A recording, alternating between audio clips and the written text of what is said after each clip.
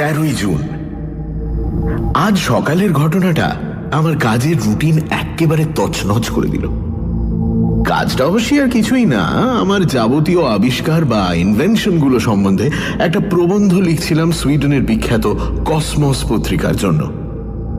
এই কাজটা এর আগে কখনো করিনি, যদিও নানান দেশের নানান পত্রিকা থেকে অনুরোধ এসেছে অনেকবার। সময়ের অভাবে প্রতিবারই প্রত্যাখ্যান করতে হয়েছে। ইদানিং আমার গবেষণার কাজ ইচ্ছে করেই অনেক কমিয়ে দিয়েছি।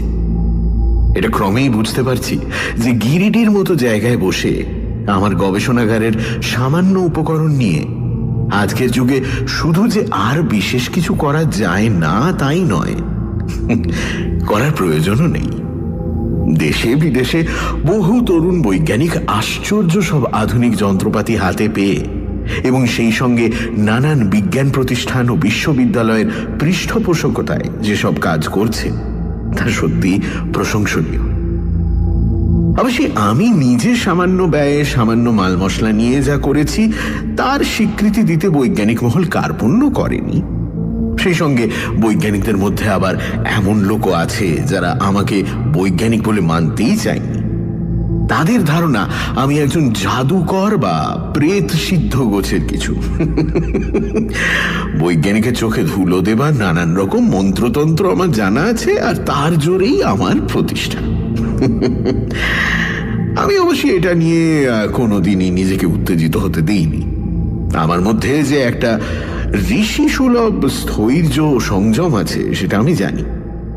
এক কথায় আমি হচ্ছি মাথা ঠান্ডা মানুষ। পশ্চিমে এমন অনেক জ্ঞানীগুণী গবেষকের সঙ্গে আলাপ হয়েছে যারা কথায় কথায় টেবিল চাপড়ান বা টেবিলের অভাবে নিজেদের হাঁটু। জার্মানির এক জীব রাসায়নিক ডক্টর হেলব্রোনা একবার তার এক নতুন আবিষ্কারের কথা বলতে গিয়ে উত্তেজিত হয়ে আমার কাঁধে এমন এক চপেটাঘাত করেছিলেন যে যন্ত্রণায় আমাকে আর্তনাদ করে উঠতে হয়েছিল। যাই হোক, এই প্রবন্ধে একটা জিনিস বুঝিয়ে বলার সুযোগ পাচ্ছি। সেটা হলো আমার আবিষ্কারগুলো কেন আমি সারা পৃথিবীর ব্যবহারার্থে ছড়িয়ে দিইনি। তার কারণ আর কিছুই না, আমার তৈরি জিনিসগুলোর মধ্যে যেগুলো সবচেয়ে শক্তিশালী বা হিত সাধক, যেমন অ্যানাইহিলিন পিস্তল বা মিরাকিউরল ওষুধ বা অমনিস্কোপ বা মাইক্রোসোনোগ্রাফ বা স্মৃতি উদ্ঘাটক যন্ত্র রিমেমব্রেন, এর কোনোটাই কারখানায় তৈরি করা যায় না। এগুলো সবই মানুষের হাতের কাজ, এবং সে মানুষও একটি বই দ্বিতীয় নেই। তিনি হলেন ত্রিলোকেশ্বর শঙ্কু। আজ ভোরে যথারীতি উসরির ধারে বেরিয়ে বাড়ি ফিরে কফি খেয়ে আমার লেখাপড়ার ঘরে বসে আমার 50 বছর ব্যবহার করা ওয়াটারম্যান ফাউন্টেন পেনটাতে কালি ভরে লেখা শুরু করতে যাব এমন সময় আমার চাকর প্রহ্লাদ এসে বলল, বাবু, আপনার সঙ্গে কি দেখা করতে এসেছেন? কোন দেশীয়? প্রশ্ন করলাম আমি। স্বাভাবিক প্রশ্ন, কারণ পৃথিবীর খুব কম দেশই আছে যেখানকার গুণী জ্ঞানীর কেউ না কেউ কোনোদিন না কোনোদিন এই গিরিডিতে আমার বাড়িতে এসে আমার সঙ্গে দেখা করেননি। 3 সপ্তাহ আগে লিথুয়েনিয়া থেকে এসেছিলেন বিশ্ববিখ্যাত পতঙ্গ বিজ্ঞানী প্রফেসর জাবলনস্কিস। তা তো জিজ্ঞেস করিনি বাবু, তবে ধুতি দেখলাম আর খদ্দরের পাঞ্জাবি, আরে কথা তো বললেন বাংলাতে। কি বললেন? কথাটা অপ্রীতিকর শোনালেও স্বীকার করতেই হবে যে মামুলি লোকের সঙ্গে মামুলি খেজুরে আলাপের সময় আমার নেই। বললেন কি, তোমার বাবুকে বলো কিসমিসের জন্য লেখাটা একটু বন্ধ করে যদি 10 মিনিট সময় দেন। কি যেন বলার আছে। কিসমিস? ও, তার মানে কি কসমস? কিন্তু তা কি করে হয়? আমি যে কসমস পত্রিকার জন্য লিখছি সে কথা তো এখানে কেউ জানে না। উঠে পড়লাম লেখা ছেড়ে। কিশমিশ রহস্য ভেদ না করে শান্তি নেই। বসবার ঘরে ঢুকে যাকে 2 হাতের মুঠোয় ধুতির কোঁচা ধরে সোফার এক পাশে জবুথবু হয়ে বসে থাকতে দেখলাম, তেমন নিরীহ মানুষ আর দেখেছি বলে মনে পড়ে না। যদিও প্রথম চাহনির পর দ্বিতীয়তে লক্ষ্য করা যায় এর চোখের মনির বিশেষত্বটা। এর মধ্যে যেটুকু প্রাণশক্তি আছে তার সবটুকুই যেন ওই মনিতে গিয়ে কেন্দ্রীভূত হয়েছে। নমস্কার দিলুবাবু, কোঁচার ডগা সমেত হাত দুটো মুঠো অবস্থায় চলে এলো ভদ্রলোকের থুতনির কাছে। আগে কসমসের লেখাটা বন্ধ করলাম বলে মার্জনা চাইছি। আপনার সঙ্গে সামান্য কয়েকটা কথা বলার প্রবল বাসনা নিয়ে এসেছি আমি। আমি জানি আপনি আমার মনোবাঞ্ছা পূর্ণ করবেন। শুধু কসমস নয়, তিলু নামটা ব্যবহার করাটাও একটা প্রচন্ড বিস্ময় উদ্রেককারী ব্যাপার। 60 বছর আগে আমার বাবা শেষ আমায় ডেকেছেন ওই নামে। তারপরে ডাক নামটার আর কোনো প্রয়োজন হয়নি। অধমের নাম শ্রী নকুড়চন্দ্র বিশ্বাস। আমার বিস্ময় কাটেনি, তাই ভদ্রলোক কথা বলে চললেন। মাকড়দায় থাকি, কদিন থেকেই আপনাকে দেখতে পাচ্ছি চোখের সামনে, জানেন তো। অবশ্য সে দেখার এ দেখা এক জিনিস নয়। আমাকে দেখতে পাচ্ছেন মানে? মানে আগে এটা মাস দেড়েক হলো আরম্ভ হয়েছে। অন্য জায়গার লোক, অন্য জায়গার ঘটনা, এই সব হঠাৎ হঠাৎ চোখের সামনে দেখতে পাই। সবসময় খুব স্পষ্ট নয়, তাও দেখি।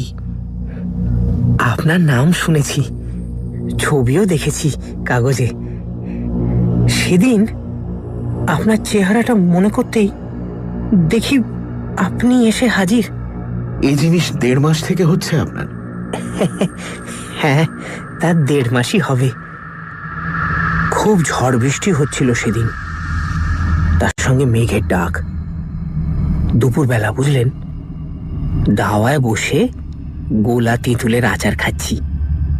হঠাৎ দেখি সামনে 20 হাত দূরে মিত্তিদের বাড়ির ভেরেন্ডা গাছের পেছন দিকে একটা আগুনের গোলার মতো কি যেন শূন্যে ঘোরাফেরা করছে। বললে বিশ্বাস করবেন না তিলুবাবু, গোলাটা না ঠিক আমার দিকেই এলো, ঠিক যেন একটা জ্যোতির্ময় ফুটবল। উঠোনের তুলসীতলা অবধি আসতে দেখেছি, এটুকু মনে আছে। তারপর আর মনে নেই। জ্ঞান যখন হলো তখন ঝড় বৃষ্টি থেমে গেছে। আমি ছিলাম তক্তপোষে। 3টে বেড়ালছানা উঠোনে খেলা করছিল দাওয়ার ঠিক সামনেই। দেখলাম সে 3টে মরে গেছে, অথচ আমার গায়ে আঁচড়টি নেই। আমাদের বাড়ির পেছনে একটা মাদার গাছ আর একটা কদবেল গাছ ছিল, দুটো গাছই পুড়ে ঝামা। আর বাড়ির অন্য লোক? ঠাকুমা ছাড়া আর কেউ ছিলেন না। ছোট ভাই স্কুলে, ছেম মাকড়দা প্রাইমারি স্কুলের মাস্টার। হ্যাঁ, মা নেই, বাবা ছিলেন ননী ঘোষের বাড়ি দাবার আড্ডায়। ঠাকুমার অসুখ, খাটে শুয়েছিলেন পিছন দিকের ঘরে। তার অবশ্য কিছু হয়নি। বর্ণনা শুনে মনে হলো বল লাইটনিং এর কথা বলছেন ভদ্রলোক। কচ্ছিত কদাচিৎ এ ধরনের বিদ্যুতের কথা শোনা যায়, যেটা ঠিক বলেরই আকার ধরে কিছুক্ষণ শূন্য দিয়ে ভেসে বেরিয়ে হঠাৎ এক্সপ্লোড করে। সে বিদ্যুৎ একটা মানুষের কাছ দিয়ে যাবার ফলে যদি দেখা যায় যে সে মানুষের মধ্যে একটা বিশেষ কোনো পরিবর্তন ঘটে গেছে, তাহলে বলার কিছু নেই। কাছাকাছি বাজ পড়ে কালা কানে শুনেছে, অন্ধ দৃষ্টি ফিরে পেয়েছে, এমন খবরও তো কাগজে পড়েছি। প্রশ্ন হচ্ছে, এই ভদ্রলোকের শক্তির দৌড় কত দূর? প্রশ্নটা করার আগেই উত্তরের খানিকটা আভাস পেয়ে গেলাম। নকুরবাবু হঠাৎ বিড়বিড় করে বলে উঠলেন, 3, 8, 8, 8, 9, 1, 7, 1। দেখলাম তিনি চেয়ে রয়েছেন আমার সামনে টেবিলের ওপর রাখা আমেরিকান সাপ্তাহিক টাইম এর মলাটের দিকে। মলাটে যার ছবি রয়েছে তিনি হলেন মার্কিন ক্রোড়পতি পেট্রাস সার্কিসিয়ান। ছবির দিকে চেয়েই নকুরবাবু বলে চলেছেন, সাহেবের ঘরে একটা সিন্দুক দেখতে পাচ্ছি। খাটের ডান পাশে ক্রসক্লি কোম্পানির তৈরি, ভিতরে টাকা, বান্ডিল বান্ডিল, $100 নোট। আর আপনি যে নম্বরটা বললেন সেটা কি? ওটা ওটা ওটা ওটা সিন্দুক খোলার নম্বর। ডালার গায়ে একটা দাঁত কাটা চাকার মতো জিনিস, আর সেটাকে ঘিরে খোদাই করা 1 থেকে 9 অবধি নম্বর। চাকাটা এদিকে ওদিকে ঘোরে, নম্বর মিলিয়ে ঘোরালেই খুলে যাবে সিন্দুক। কথাটা বলে হঠাৎ একটা ভীষণ কুণ্ঠার ভাব করে ভদ্রলোক বললেন, অপরাধ নেবেন না তিলুবাবু, এসব কথা আপনার মতো ব্যস্ত মানুষের কাছে বলতে আসা মানে আপনার তো মূল্যবান সময়। না না, মোটেই না। আমি বাধা দিয়ে বললাম, আপনার মতো ক্ষমতা একটা দুর্লভ ব্যাপার। আপনার সাক্ষাৎ পাওয়াটা একজন বৈজ্ঞানিকের পক্ষে খুবই সৌভাগ্যের কথা। আমি শুধু জানতে চাই যে... আমি বলছি আপনাকে, আপনি জানতে চাইছেন বল লাইটনিং এর সংস্পর্শে এসে আমার মধ্যে আর কি কি বিশেষ ক্ষমতা দেখা দিয়েছে, এটাই তো তিলুবাবু? নির্ভুল অনুমান। বললাম, হ্যাঁ ঠিক তাই। মুশকিল হচ্ছে কি জানেন, এগুলোকে তো আর বিশেষ ক্ষমতা বলে ভাবতে পারি না আমি। মানুষ হাসে, কাঁদে, হাই তোলে বা নাক ডাকায়, এগুলো কি আর মানুষ বিশেষ ক্ষমতা বলে মনে করে বলুন তো? এ তো নিঃশ্বাস প্রশ্বাসের মতোই স্বাভাবিক। আমিও যা করছি সেগুলো কিন্তু বিশেষ ক্ষমতা ভেবে করছি না। যেমন ধরুন আপনার ওই টেবিলটা, ওটার উপর কি রয়েছে বলুন তো? আমি ভদ্রলোকের ইঙ্গিত অনুসরণ করে আমার ঘরের কোণে রাখা কাশ্মীরি টেবিলটার দিকে তাকালাম। টেবিলের ওপর একটা জিনিস রয়েছে যেটা এর আগে কোনোদিন দেখিনি। সেটা একটা পেতলের মূর্তি, যদিও খুব স্পষ্ট নয়। যেন একটা স্পন্দনের ভাব, একটা স্বচ্ছতা রয়েছে মূর্তিটার মধ্যে। দেখতে দেখতেই মূর্তিটা মিলিয়ে গেল। কি দেখলেন? একটা পেতলের ধ্যানী বুদ্ধ মূর্তি, তবে ঠিক নিরেট নয়। ওই যে বললুম, এখনো ঠিক রপ্ত হয়নি ব্যাপারটা। মূর্তিটা রয়েছে আমাদের উকিল শিবরতন মল্লিকের বাড়ির বৈঠকখানায়। আমি একবার দেখেছিলাম। এখনকার মতো আপনার ওই টেবিলে আছে বলে কল্পনা করলুম, কিন্তু পুরোপুরি এলো না জানেন তো। আর একটু আমি মনে মনে বলছিলাম, আজ পর্যন্ত পৃথিবীর কোনো জাদুকর, একমাত্র চীনে জাদুকর চিচিং ছাড়া, আমাকে হিপনোটাইজ করতে পারেনি। ইনি কিন্তু অনেকটা সমর্থ হয়েছেন। এও একরকম সম্মোহন বই কি।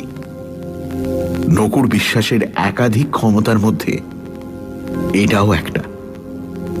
হিপনোটিজম, টেলিপ্যাথি, ক্লেয়ারভয়েন্স বা অলোক দৃষ্টি, এই সব কটা ক্ষমতাই দেখছি একসঙ্গে পেয়ে গেছেন ভদ্রলোক। শিবরতন বাবুর কাছে আপনার কথা প্রথমবার শুনি, তাই ভাবলাম একবার গিরিডিটা হয়ে আসি। আপনার দর্শনটাও হয়ে যাবে, আর সেই সঙ্গে একটা ব্যাপারে আপনাকে একটু সাবধানও করে দিতে পারবো। সাবধান? আগে কিছু মনে করবেন না তিলুবাবু, ধৃষ্টতা মাফ করবেন। আমি জানি আপনি তো শুধু আমাদের দেশের লোক নন, সারা বিশ্বে আপনার সম্মান। পৃথিবীর সব জায়গা থেকেই আপনার ডাক পড়ে, আর আপনাকে সেসব ডাকে সাড়াও দিতে হয়। কিন্তু সাও পাওলোর ব্যাপারটাতে গেলে আপনাকে বিশেষভাবে সতর্ক থাকতে অনুরোধ করি। সাও পাওলো হল ব্রাজিলের সবচেয়ে বড় শহর। সেখান থেকে এখনো পর্যন্ত কোনো ডাক আসেনি আমার। বললাম, সাও পাওলোতে কি ব্যাপার? আগে সেটা এখনো ঠিক বলতে পারবো না। ব্যাপারটা এখনো ঠিক স্পষ্ট নয় আমার কাছে। সত্যি বলতে কি, সাও পাওলো যে কোথায় তাও আমি জানি না। হঠাৎ চোখের সামনে দেখতে পেলাম একটা লম্বা সাদা খাম, তার উপরে টাইপ করা আপনার নাম ও ঠিকানা। খামের একটা কোণে একটা নতুন ডাক টিকিট, তার উপরে একটা ছাপ পড়ল, সাও পাওলো। আর সঙ্গে সঙ্গে আমার বুকটা কেঁপে উঠল। আর তার পর মুহূর্তেই দেখলাম একটা সুদৃশ্য কামরা, তাতে একটা বিশাল বপু বিদেশি ভদ্রলোক আপনার দিকে চেয়ে বসে আছেন। লোকটিকে দেখে আমার মোটেই ভালো লাগলো না তিলুবাবু। 10 মিনিট হয়ে গেছে দেখেই বোধ হয় ভদ্রলোক উঠে পড়ছিলেন। আমি বসতে বললাম। অন্তত 1 কাপ কফি না খাইয়ে ছাড়া যায় না ভদ্রলোককে। তাছাড়া ভবিষ্যতে এর সঙ্গে যোগাযোগ করার কি উপায় সেটাও জানা দরকার। ভদ্রলোক রীতিমতো সংকোচের সঙ্গে আধা ওঠা অবস্থা থেকে বসে পড়লেন। বললাম, আপনি উঠেছেন কোথায়? আগে উঠেছি মনোরমা হোটেলে।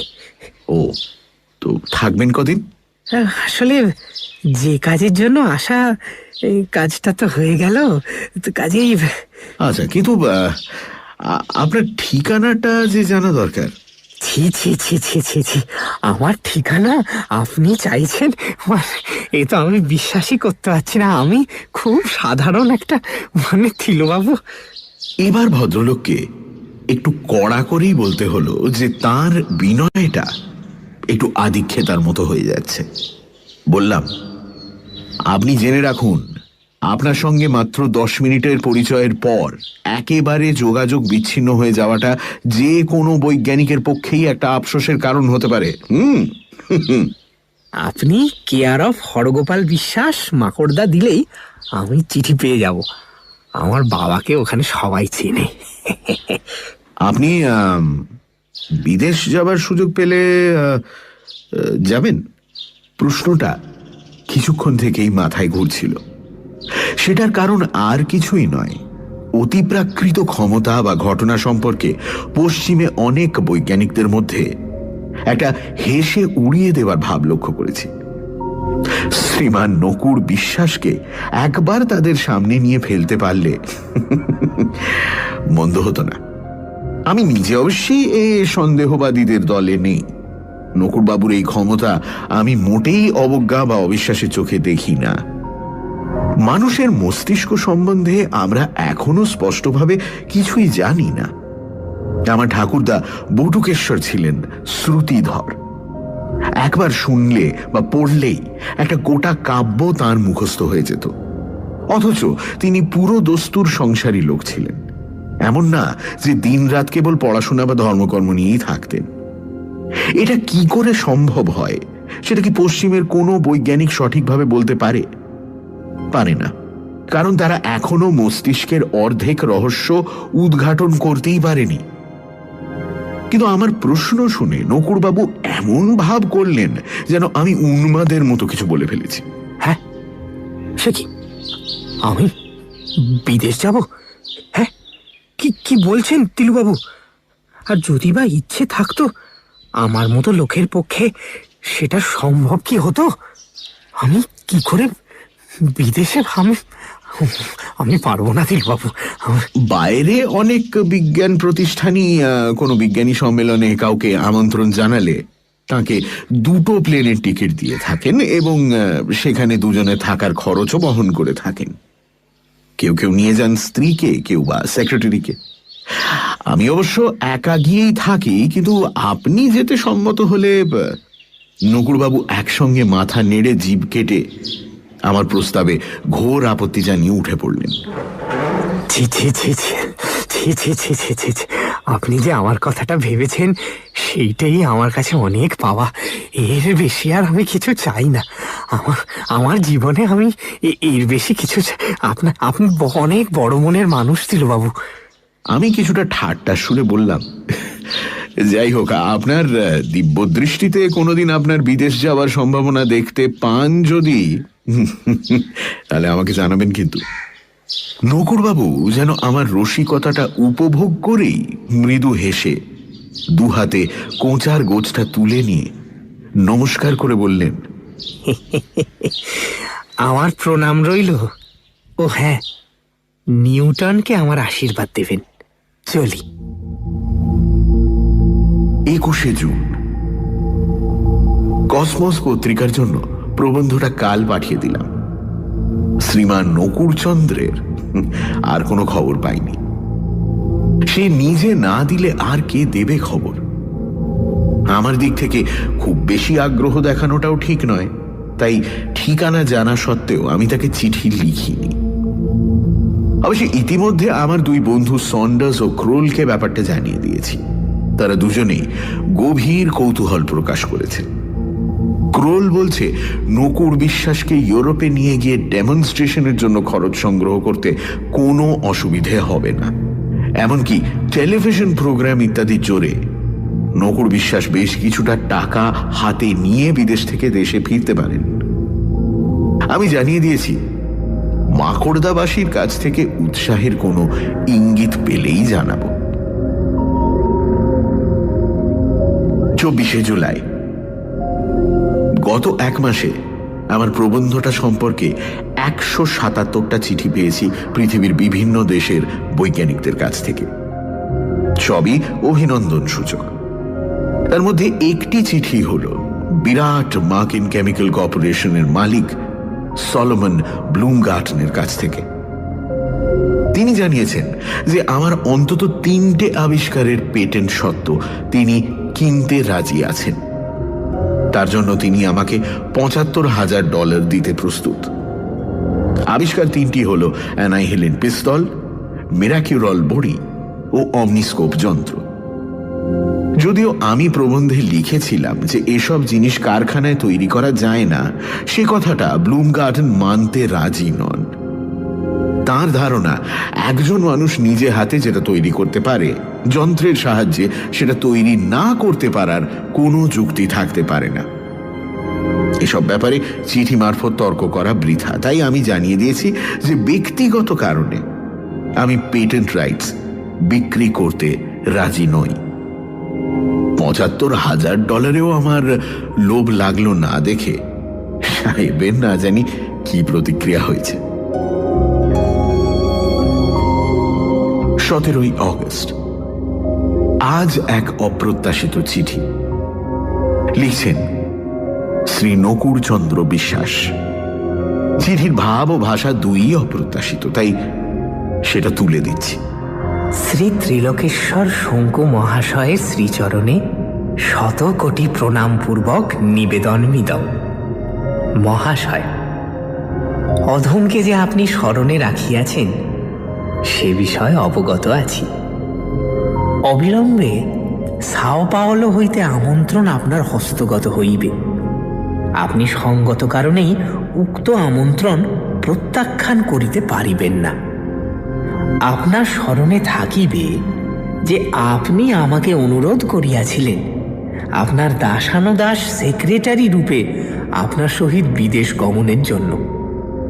তৎকালে সম্মত হই নাই, কিন্তু স্বগৃহে প্রত্যাবর্তনের পর ক্রমে উপলব্ধি করিয়াছি যে সাও পাওলোতে আপনার পার্শ্বে উপস্থিত না থাকিলে আপনার সমূহ বিপদ। আমি গত কয়েক মাস অক্লান্ত পরিশ্রমে পিটম্যান পদ্ধতিতে শর্ট হ্যান্ড বিদ্যায় পারদর্শিতা লাভ করিয়াছি। উপরন্তু এটিকেট সম্পর্কে কতিপয় পুস্তক পাঠ করিয়া পাশ্চাত্য আদব কায়দা কিছুটা আয়ত্ত করিয়াছি। অতএব আপনি আমাকে আপনার অনুচর রূপে সঙ্গে লইবার ব্যাপারে কি স্থির করেন তাহা পত্রপাঠ জানালে বাধিত হইব। আপনি ভারতের তথা বিশ্বের গৌরব। সর্বোপরি আপনি বঙ্গ সন্তান। আপনার দীর্ঘ রোগমুক্ত নিঃসংকট জীবন আমাদের সকলেরই কাম্য। ইতি আপনার সেবক শ্রী নকুড়চন্দ্র বিশ্বাস। এখানে প্রশ্ন হচ্ছে, আমার সঙ্গে বাইরে যাবার ব্যাপারে হঠাৎ মত পরিবর্তনের কারণটা যেটা বলেছেন নকুড়বাবু, সেটা কি সত্যি? নাকি এর মধ্যেও কোনো গূঢ় অভিসন্ধি আছে? ভদ্রলোক কি আসলে গভীর জলের মাছ? চিঠির ভাব ও ভাষা কি আসলে আদিক্ষেতা? লোকটার মধ্যে সত্যিই কতগুলো আশ্চর্য ক্ষমতা আছে বলেই এই প্রশ্নগুলো আসছে। অবশ্যই এখন এ বিষয়ে ভেবে লাভ নেই। আগে নেমন্তন্নটা আসে কিনা দেখা যাক, তারপর অবস্থা বুঝে ব্যবস্থা। ৩রা সেপ্টেম্বর। নকুড়বাবু আবার অবাক করলেন। আমন্ত্রণ এসে গেছে। আরো অবাক হয়েছি এই কারণে যে এই আমন্ত্রণ সত্যি ঠেলা যাবে না।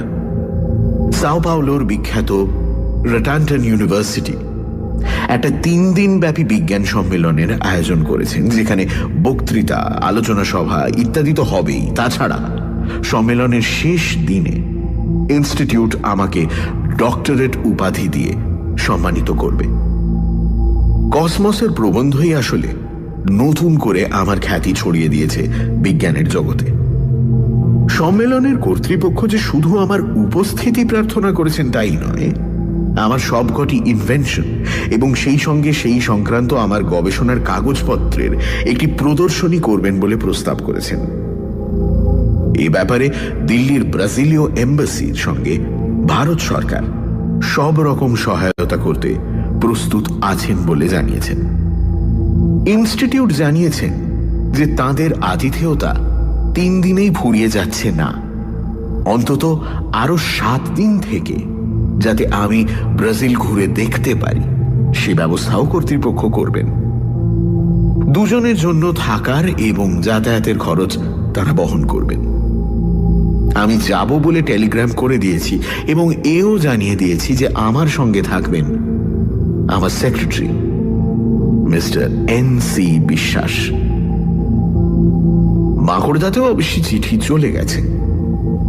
কনফারেন্স শুরু হচ্ছে 10ই অক্টোবর। এই 1 মাসের মধ্যে সব ব্যবস্থা করে ফেলতে পারবো বলেই মনে হয়।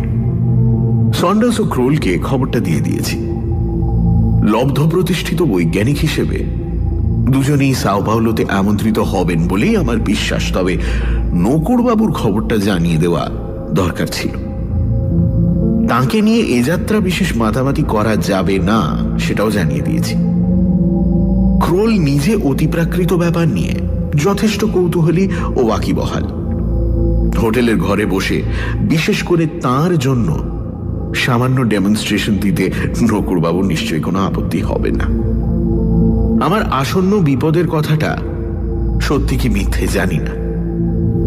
আমার মনে মনে একটা সন্দেহ হচ্ছে যে নকুড়বাবু নিখরচায় বিদেশ দেখার লোভটা সামলাতে পারেননি। আমি লিখেছি তিনি যেন রওনা হওয়ার অন্তত 3 দিন আগে আমার কাছে চলে আসেন। তার আদব কায়দা দৌড় কতটা সেটা একবার দেখে নেওয়া দরকার। ভাষা নিয়ে কোনো সমস্যা নেই। ইংরেজিটা মনে হয় ভদ্রলোক একরকম নিজেই চালিয়ে নিতে পারবেন। আর কোনো বিশেষ অবস্থায় যদি ব্রাজিলের ভাষা পর্তুগিজ বলার প্রয়োজন হয় তার জন্য তো আমি আছি। ভারতবর্ষের ইতিহাসে পর্তুগিজদের ভূমিকার কথা মনে করে আমি 11 বছর বয়সে গিরিডির পর্তুগিজ পাদ্রি ফাদার রিবেলোর কাছ থেকে ভাষাটা শিখে নিয়েছিলাম। সানডে সাসপেন্স শুধুমাত্র 98.3 মির্চিলে। গল্পের পরবর্তী অংশ ব্রেকের পর। সানডে সাসপেন্সে শুনছেন সত্যজিৎ রায়ের লেখা প্রফেসর শঙ্কুর অ্যাডভেঞ্চার, নকুড়বাবু ও এলডোরাডো। শঙ্কুর সাথে দেখা করতে আসেন নকুড়চন্দ্র বিশ্বাস নামক এক ব্যক্তি। নকুড়বাবু তাঁর অদ্ভুত ক্ষমতা বলে ভবিষ্যৎ দেখতে পান। তিনি শঙ্কুকে অনুরোধ করেন যে শঙ্কু যেন সাও পাওলো যাওয়ার আমন্ত্রণ প্রত্যাখ্যান করেন। সাও পাওলো গেলে শঙ্কুর সমূহ বিপদ, যদিও শঙ্কুর পক্ষে সেই আমন্ত্রণ প্রত্যাখ্যান করা সম্ভব হয় না। নকুড়বাবু প্রথমে অসম্মত হলেও শঙ্কুকে চিঠি লিখে জানান যে তিনি তার সেক্রেটারি সেজে তার সঙ্গে সাও পাওলো যাবেন। তারপর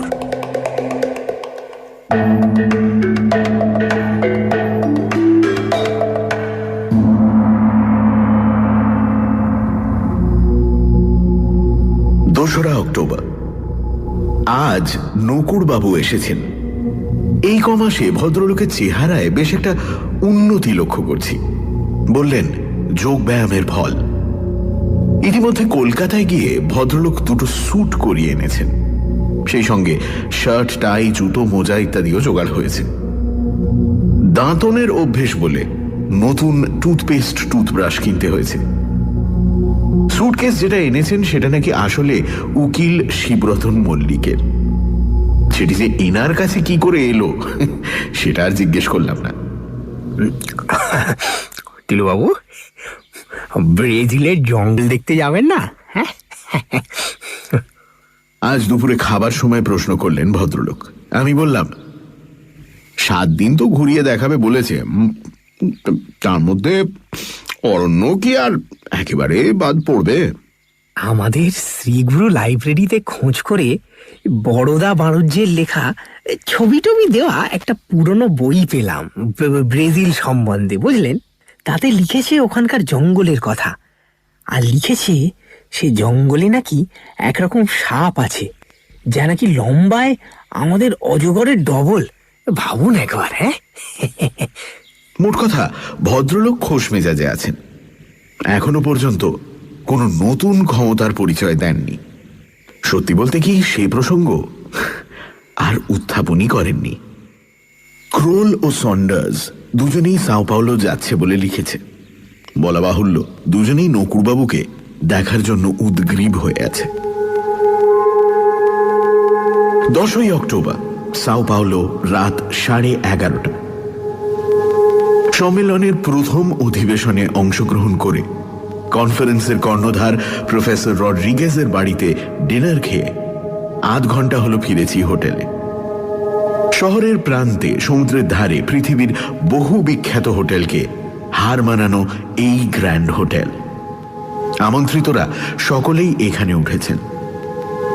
আমাকে দেওয়া হয়েছে একটি বিশাল সুসজ্জিত সুইট নাম্বার 777। আমার সেক্রেটারি নকুড় বিশ্বাস একই তলায় আছেন 712 নম্বর সিঙ্গল রুমে। এখানকার কর্তৃপক্ষের সঙ্গে ক্রোল ও সন্ডার্স গিয়েছিল এয়ারপোর্টে আমাকে রিসিভ করতে। সেখানেই নকুড়বাবুর সঙ্গে ওদের আলাপ করিয়ে দিই। ক্রোলের সঙ্গে পরিচয় হতেই নকুড়বাবু জার্মান ভদ্রলোকটির দিকে কয়েক মুহূর্ত চেয়ে থেকে বললেন, Alps, Bavarian Alps, 1932. You and 2 young men climbing, then sleeping, then uff, very bad. Crawl দেখি মুখ হাঁ করে সম্মোহিতের মতো চেয়ে আছে নকুড়বাবুর দিকে। তারপর আর থাকতে না পেরে জার্মান ভাষাতেই চেঁচিয়ে উঠল, আমার পা হড়কে গিয়েছিল, আমাকে বাঁচাতে গিয়ে হারমান ও কাল দুজনেরই প্রাণ যায়। কথাটা বাংলায় অনুবাদ করে দিতে নকুড়বাবুও বাংলায় বললেন, দৃশ্যটা ভেসে উঠল আমার চোখের সামনে। আমি বলতে চাইনি, বড় মর্মান্তিক ঘটনা ওর জীবনের, বড় মর্মান্তিক। বলা বাহুল্য ক্রোলকে আমার আর নিজের মুখে কিছু বলতে হয়নি। আমি জানি সন্ডার্স এই ধরনের ক্ষমতা সম্পর্কে বেশ খানিকটা সন্দেহ পোষণ করে। সে প্রথমে কোনো মন্তব্য করেনি। এয়ারপোর্ট থেকে ফেরার পথে গাড়িতে আমার পাশে বসে একবার শুধু জিজ্ঞেস করল, শঙ্কু, ক্রোলের যুবা বয়সের ঘটনাটা তুমি জানতে? আমি মাথা নেড়ে না বললাম। এরপর আর এ নিয়ে কোনো কথা হয়নি। আজ ডিনারে প্রফেসর রড্রিগেজের সেক্রেটারি মিস্টার লোবোর সঙ্গে আলাপ হল। এখানকার অনেকেরই গায়ের রং যাকে বলে উজ্জ্বল শ্যামবর্ণ, আর চোখের মনি এবং মাথার চুল কালো। মিস্টার লোবো এর ব্যতিক্রম নন। বেশ চালাক চতুর ভদ্রলোক, ইংরেজিটাও মোটামুটি ভালো জানেন। ঘণ্টা খানেক আলাপেই আমাদের সঙ্গে বেশ মিশে গেছেন। তাকে বললাম যে আমাদের খুব ইচ্ছে কনফারেন্সের পর ব্রাজিলের জঙ্গলের কিছুটা অংশ ঘুরে দেখা। অফকোর্স, নিশ্চয়ই নিশ্চয়ই। বললেন মিস্টার লোবো। যদিও বলার ঢঙে কোথায় যেন একটা কৃত্রিমতার আভাস পেলাম। আসলে এরা হয়তো চাইছেন অতিথিদের ব্রাজিলের আধুনিক সভ্যতার নিদর্শনগুলি দেখাতে। আজ আলোচনা সভায় আমি ইংরেজিতে বক্তৃতা করেছিলাম। আমার সেক্রেটারি সে বক্তৃতার সম্পূর্ণটাই শর্ট হ্যান্ডে লিখে রেখেছেন। আমি জানি আজকের দিনে টেপ রেকর্ডারের সাহায্যে বক্তৃতা তুলে রাখাটাই সবচেয়ে সহজ ও নির্ভরযোগ্য উপায়, কিন্তু নকুর বাবু এত কষ্ট করে পেটম্যান শিখে এসেছেন, তাই মনে হলো তাকে সেটার সদ্ব্যবহার করতে দেওয়াটাই ভালো। আমার আবিষ্কার ও সেই সংক্রান্ত গবেষণার কাগজপত্রের প্রদর্শনীও আজই খুলল। যেসব জিনিস এতকাল গিরিডিতে লোকচক্ষুর অন্তরালে আমার আলমারির মধ্যে পড়েছিল, সেগুলো হঠাৎ আজ পৃথিবীর বিপরীত গোলার্ধে ব্রাজিলের শহরে প্রকাশ্য প্রদর্শনীতে দেখতে কেমন যেন অদ্ভুত লাগছিল। সত্যি বলতে কি, একটু যে ভয়ও করছিল না তা নয়, যদিও ব্রাজিল সরকার সংরক্ষণের ব্যবস্থা করেছেন ভালোই। প্রদর্শনীর দরজার বাইরে এবং রটান্টন ইউনিভার্সিটির ফটকে সশস্ত্র পুলিশ, কাজেই ভয়ের কোনো কারণ নেই। 12ই অক্টোবর সকাল 6:30। গতকাল বেশ কয়েকটা উল্লেখযোগ্য ঘটনা ঘটে গেল। কাল লাঞ্চের পর আমি আমার 2 বিদেশি বন্ধু ও সেক্রেটারি সমেত শহর দেখতে বেরিয়েছিলাম। কিছু কেনাকাটা সেরে বিকেলে হোটেলে ফিরে নকুরবাবু তার ঘরে চলে গেলেন। এটা লক্ষ্য করছি যে ঠিক যতটুকু সময় আমার সঙ্গে না থাকলে নয়, তার 1 মিনিটও বেশি থাকেন না ভদ্রলোক। ক্রোল আর সন্ডার্স আমার ঘরে বসে কফি খেয়ে যে যার ঘরে চলে গেল। কথা হলো স্নান করে 1 ঘন্টার মধ্যে হোটেলের লবিতে জমায়েত হয়ে একসঙ্গে যাব এখানকার এক সঙ্গীতানুষ্ঠানে। ব্রাজিলের কফির তুলনা নেই, তাই আমি নিজের জন্য সবে আর 1 পেয়ালা ঢেলেছি এমন সময় টেলিফোনটা বেজে উঠল। হ্যালো বলাতে উল্টো দিক থেকে বাজঘাই গলায় প্রশ্ন এলো, Hello, is that Professor Shanku? আমি জানালাম আমি সেই ব্যক্তি। Okay, this is Solomon Bloomgarten. নামটা মনে পড়ে গেল। ইনি গিরিডিতে চিঠি লিখে আমার 3টে আবিষ্কারের পেটেন্ট সত্ত্ব কেনার প্রস্তাব দিয়েছিলেন। আমাকে চিনতে পেরেছো প্রফেসর শ্যাঙ্কু? বিলক্ষণ। একবার আসতে পারি? আমি এই হোটেলের লবি থেকেই তোমাকে ফোন করছি। আমার মুশকিল হচ্ছে কি, এসব অবস্থায় সরাসরি কিছুতেই না বলতে পারি না, যদিও জানি এর সঙ্গে কথা বলে কোনো লাভ নেই। অগত্যা ভদ্রলোককে আসতেই বলতে হলো। মিনিট 3 পরে যিনি আমার ঘরে প্রবেশ করলেন, ঠিক তেমন একজন মানুষকে আর কখনো দেখেছি বলে মনে পড়ে না। ভাগ্যে 3য় ব্যক্তি কেউ নেই ঘরে, থাকলে সব দিক দিয়েই প্রমাণ সাইজের প্রায় 1.5 এই মানুষটির পাশে আমার মতো একজন মিনি মানুষকে দেখে তিনি কখনোই হাসি সংবরণ করতে পারতেন না। দাঁড়ানো অবস্থায় এনার মুখের দিকে চেয়ে কথা বলা আমার পক্ষে প্রায় অসম্ভব, তাই করমর্দনের ঠেলা কোনো মতে সামলে বললাম, বসুন মিস্টার ব্লুমগার্টন। Call me Saul. চোখের সামনে থেকে পাহাড় সরে গেল। ভদ্রলোক আসন গ্রহণ করেছেন। Call me Saul, okay? And I'll call you Shank, if you don't mind. Sol and Shank, Solomon ও শঙ্কু। এই চট সৌহার্দ্যের প্রয়োজন কি জানি না, তবে এটা জানি যে এই ধরনের প্রস্তাবে হ্যাঁ বলা ছাড়া গতি নেই। বললাম, বলো সল, কি করতে পারি তোমার জন্য? I told you before, তোমাকে চিঠিতেই বলেছি, সেম প্রপোজাল আবার তোমাকে করতে এসেছি। আজ তোমার এক্সিবিশন দেখতে গিয়েছিলাম। You don't mind, Shank. তোমার এইসব আশ্চর্য আবিষ্কার, these wonderful experiments and inventions that you have, বিশ্বের কাছে secret রেখে, you're acting like what you say in your language, Satubor. দানবাকৃতি মানুষটি বসে পড়াতে আমার স্বাভাবিক মনের জোর অনেকটা ফিরে এসেছে।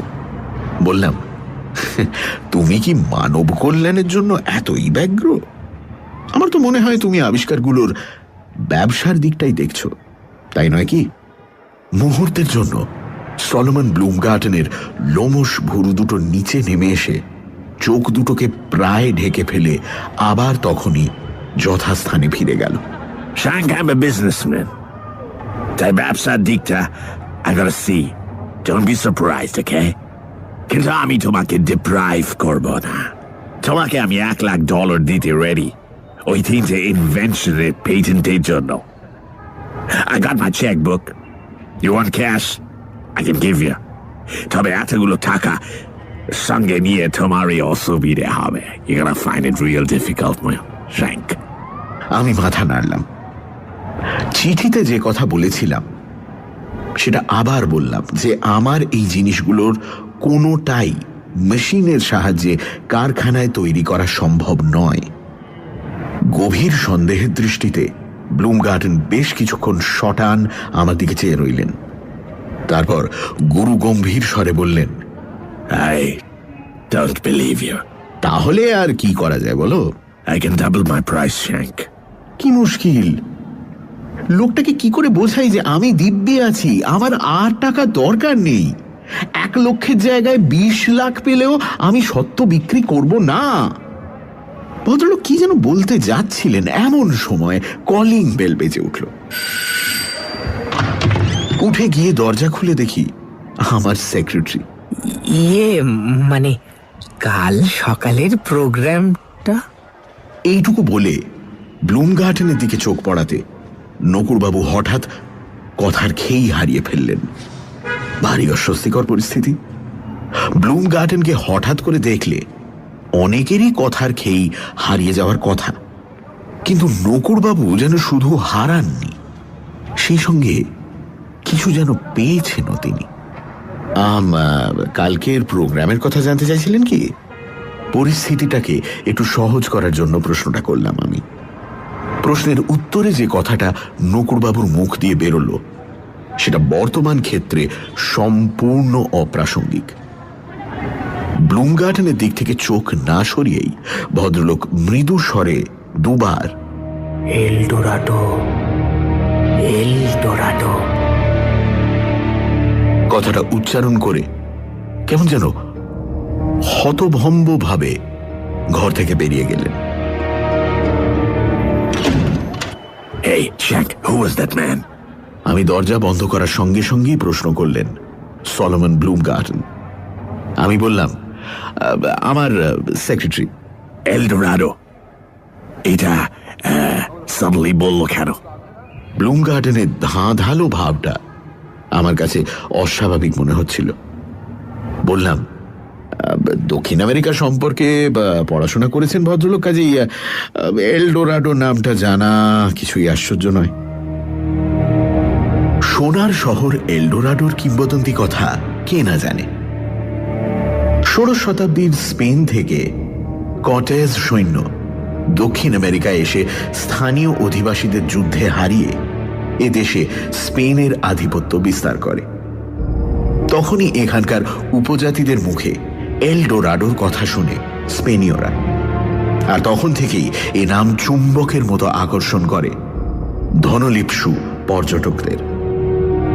ইংল্যান্ডের স্যার ওয়াল্টার র্যালে পর্যন্ত এলডোরাডোর টানে নৌবহর নিয়ে হাজির হয়েছিলেন এই দেশে। কিন্তু এলডোরাডো চিরকালই অন্বেষণকারীদের ফাঁকি দিয়ে এসেছে। Peru, Bolivia, Colombia, Brazil, Argentina, দক্ষিণ আমেরিকার কোনো দেশেই এলডোরাডোর কোনো সন্ধান মেলেনি। ব্লুমগার্টন হতবাক হয়ে টেবিল ল্যাম্পের দিকে চেয়ে রয়েছে দেখে আমি বাধ্য হয়েই বললাম, আচ্ছা, আমাকে কিন্তু বেরোতে হবে একটু পরেই। হ্যাঁ, কাজেই তোমার যদি আর কিছু বলার না থাকে তাহলে। ইন্ডিয়ানরা তো ম্যাজিক জানে। আমার কথা চাপা দিয়ে প্রশ্ন করল ব্লুমগার্টন। আমি হেসে বললাম, তাই যদি হতো তাহলে ভারতে এত দারিদ্র থাকতো কি? জাদু জানলেও নিজেদের অবস্থার উন্নতি করার জাদুটা তারা নিশ্চয়ই জানে না। সেটা তোমাকে দিয়েই বুঝতে পারছি। এই শ্যাঙ্ক ওল্ড বয়, যে কান্ট্রির লোক টাকা হাতে তুলে দিলেও সে টাকা হাতে নেয় না, হ্যাঁ হ্যাঁ, সেই দেশ গরিব থাকে, পুয়ার থাকে। কিন্তু ব্লুমগার্টন আবার চুপ, আবার অন্যমনস্ক, আমার আবার অসহায় ভাব। এই লোকটাকে তাড়ানোর রাস্তা খুঁজে পাচ্ছি না।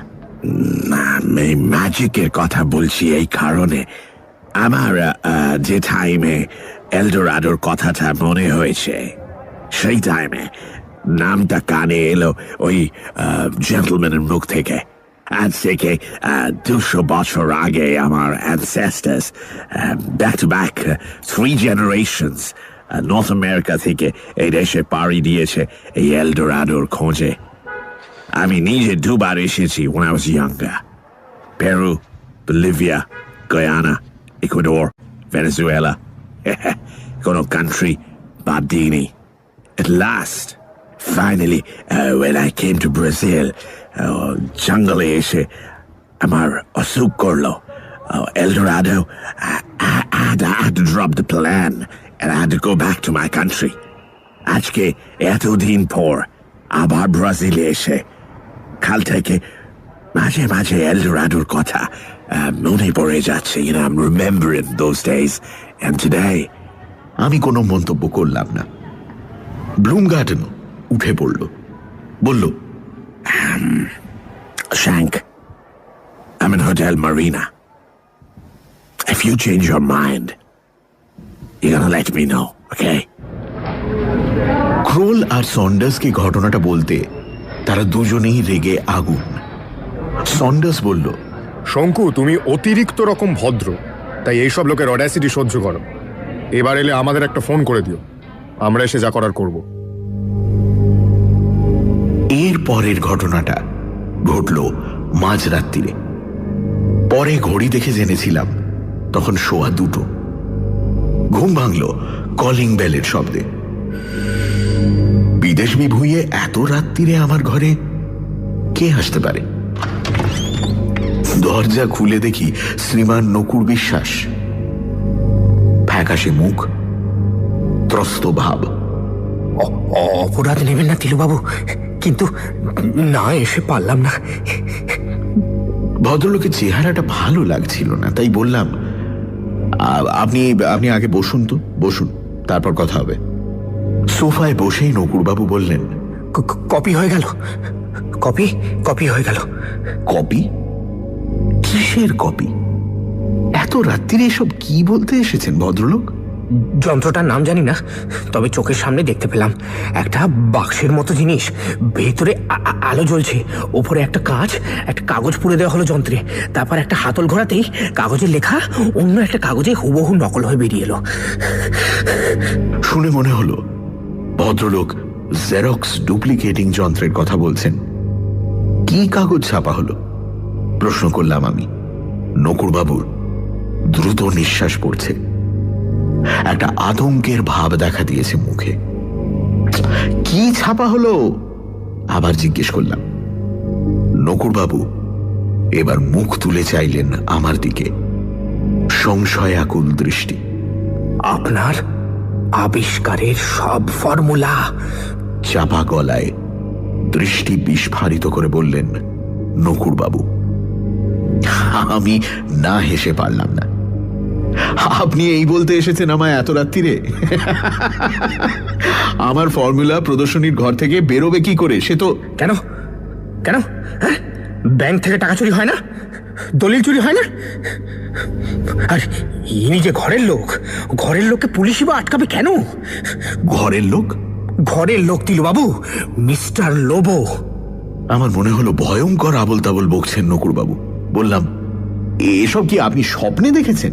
স্বপ্ন নয়, স্বপ্ন নয়, চোখের সামনে জল জ্যান্ত দেখতে পেলাম এই 10 মিনিট আগে। হাতে টর্চ নিয়ে ঢুকলেন মিস্টার লোবো, নিজে চাবি দিয়ে প্রদর্শনীর ঘরের দরজা খুললেন। প্রহরী চুপ করে দাঁড়িয়ে দেখছে। লোবো সোজা চলে গেলেন একটা বিশেষ টেবিলের দিকে, যেটার কাছে ঢাকনা তলায় আপনার খাতাপত্র রাখা রয়েছে। ঢাকনা তুলে 2টো খাতা বের করলেন মিস্টার লোবো। তারপর অন্য দরজা দিয়ে বেরিয়ে গিয়ে একটা প্যাসেজের মধ্যে দিয়ে গিয়ে সিঁড়ি দিয়ে উঠে ওপরের তলার একটা অফিস ঘরে ঢুকে গেলেন। সেইখানে রয়েছে এই যন্ত্র। কি নাম এই যন্ত্রের তিলুবাবু? কি নাম? জেরক্স।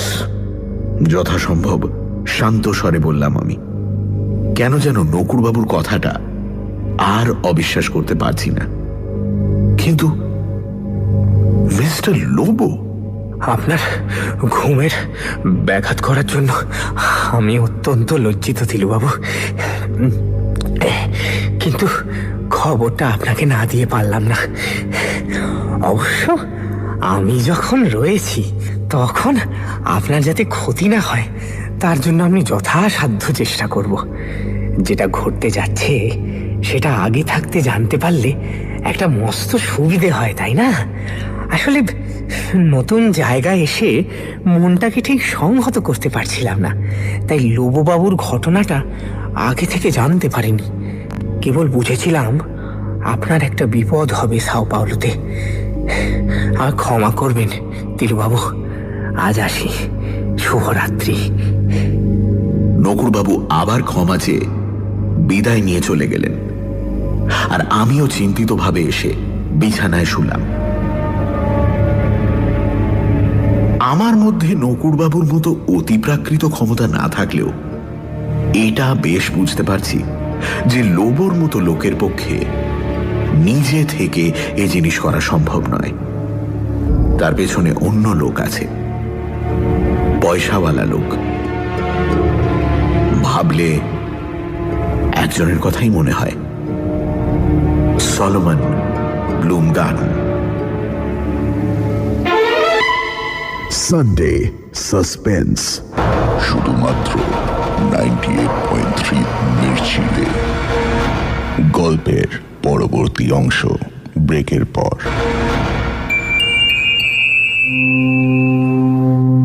সানডে সাসপেন্সে শুনছেন সত্যজিৎ রায়ের লেখা প্রফেসর শঙ্কুর অ্যাডভেঞ্চার, নকুরবাবু ও এলডোরাডো। প্রফেসর শঙ্কু ও নকুরবাবু এসে পৌঁছন ব্রাজিলের সাও পাওলো শহরে। একজন আমেরিকান ব্যবসায়ী সলোমন ব্লুমগার্টন শঙ্কুর থেকে তার আবিষ্কারের পেটেন্ট কিনতে চান এবং প্রচুর টাকা অফার করেন। শঙ্কু যদিও সেই প্রস্তাবে রাজি হন না। গভীর রাতে নকুরবাবু এসে শঙ্কুকে জানান যে তিনি তার ক্ষমতা বলে দেখতে পেয়েছেন এক অদ্ভুত দৃশ্য। নকুরবাবু দেখতে পেয়েছেন যে প্রদর্শনীশালায় রাখা শঙ্কুর গবেষণার সমস্ত নোটস মিস্টার লোবো বলে একজন ভদ্রলোক জেরক্স মেশিনের সাহায্যে কপি করে নিচ্ছেন। তারপর